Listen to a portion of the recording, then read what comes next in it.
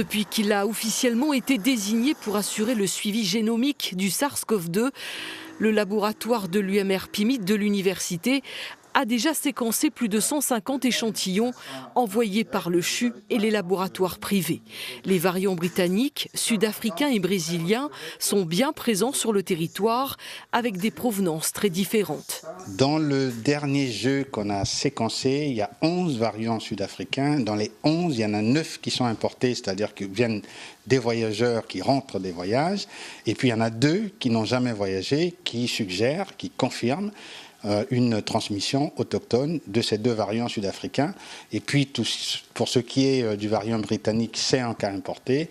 De même, pour le variant brésilien, c'est aussi un cas importé, les 2 de métropole. Des variants beaucoup plus contagieux que la version originelle. Le laboratoire va augmenter son rythme de travail. Un nouveau séquenceur est attendu dans quelques jours, ainsi que des réactifs chimiques qui commencent à manquer tant la demande mondiale est forte.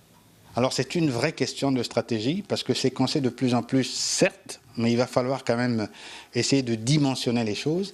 On aura une augmentation de rythme de séquençage, mais en même temps, il faut quand même faire une enquête épidémiologique pour ne pas séquencer du tout venant, pour avoir une enquête qui vous permette de séquencer les sujets les plus importants pour comprendre la dynamique de transmission de ces variants.